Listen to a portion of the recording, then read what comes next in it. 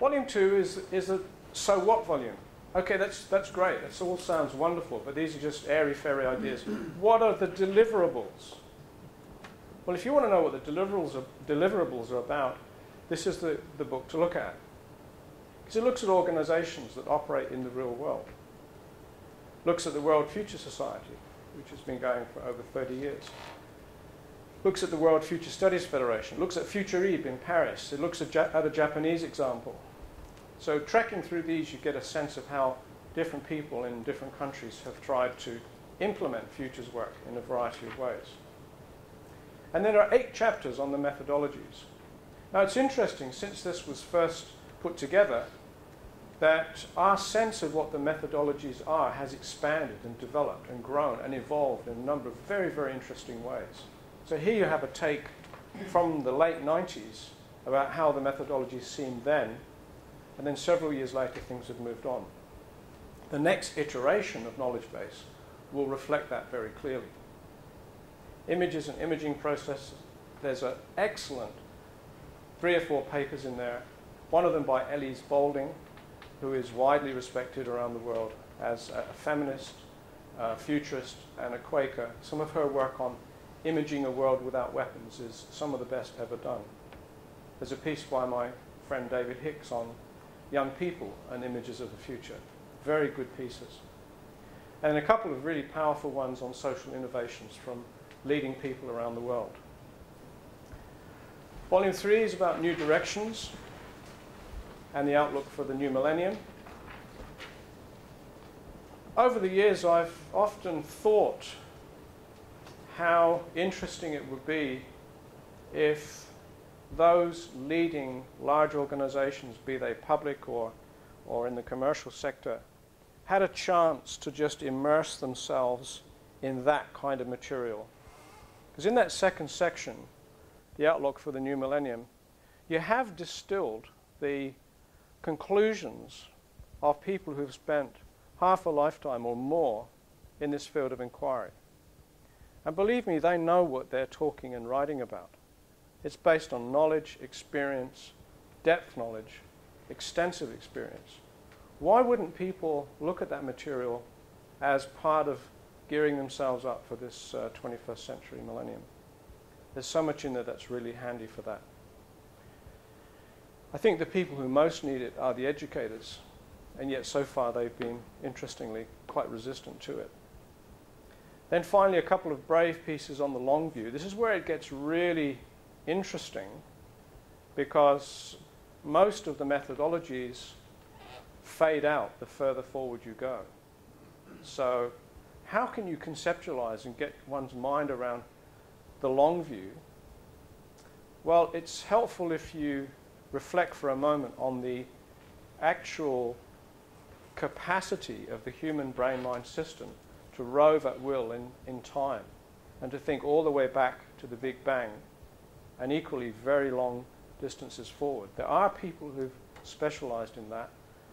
One of my favorites is a lecturer in philosophy at Liverpool Uni in the post-war years. His name is Olaf Stapledon, and he wrote a number of very interesting far future novels, which just shows you how far you can push things if you really set your mind to it.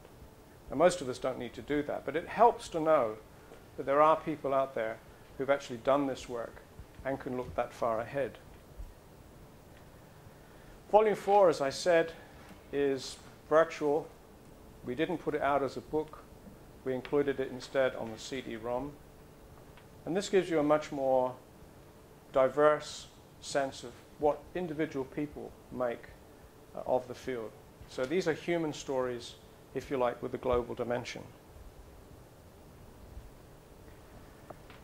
Having worked on this for such a long time, I could anticipate an objection that we were setting out a stall, trying to nail it down and say, hey guys, this is the way it is. Don't you dare argue with us.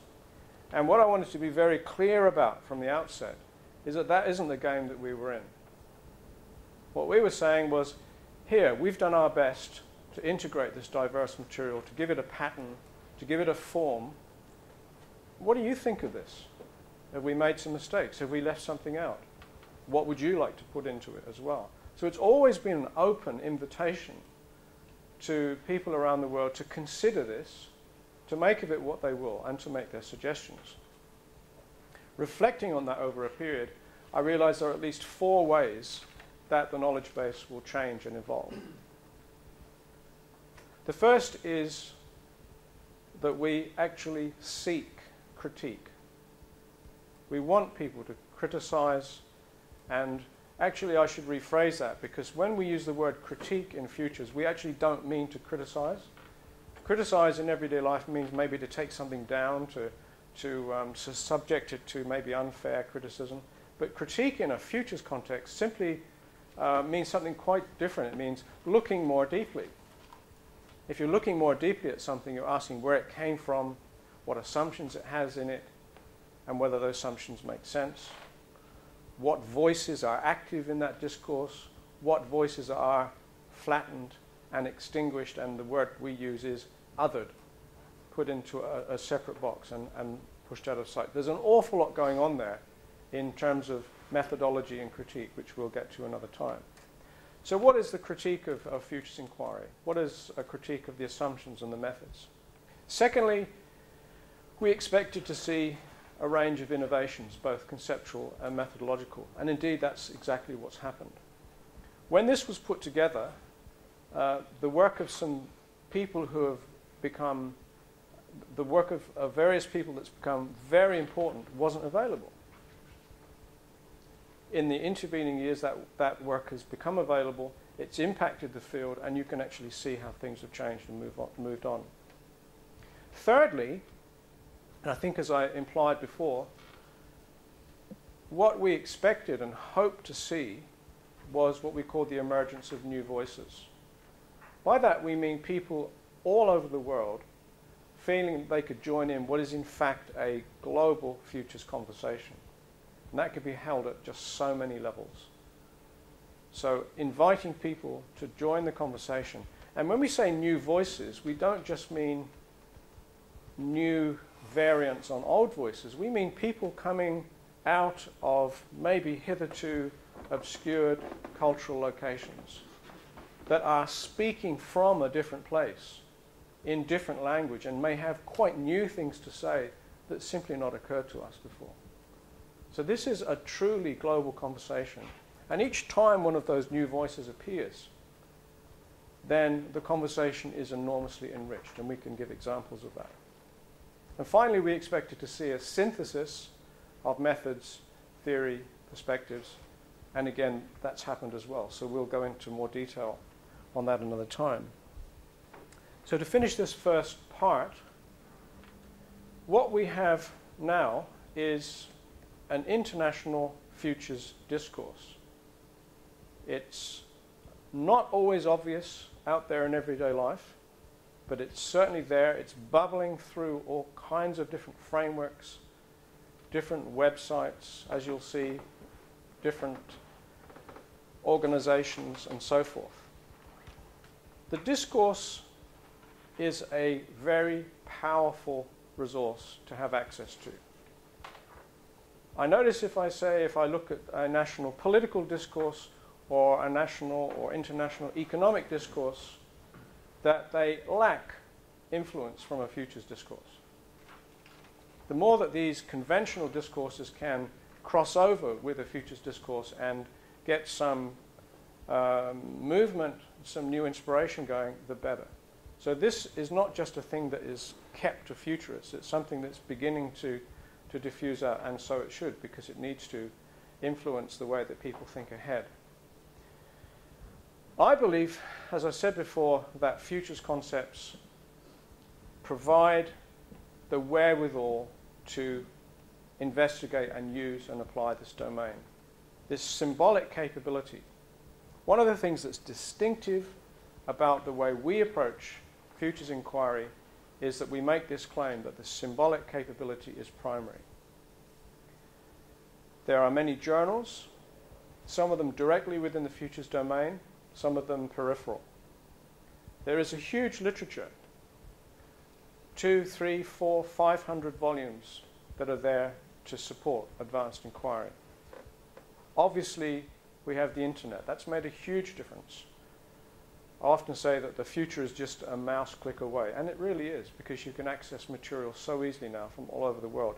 Quite clearly, that leads to the other problem of being overwhelmed, and it is easy to get overwhelmed. So one of the things futures people learn is to skim, to reject irrelevant data, and to be very careful about how they actively manage what can become an avalanche. So we'll get into that as well. The discourse is also valuable to practitioners in the area. It means that there's a constant dialogue going on around the world, and people need to really figure out which parts of that dialogue are most meaningful to them.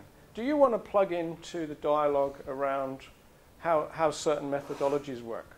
You want to plug into the dialogue that's critiquing the movement to military action in Iraq? You want to plug into the dialogue that's about social innovations?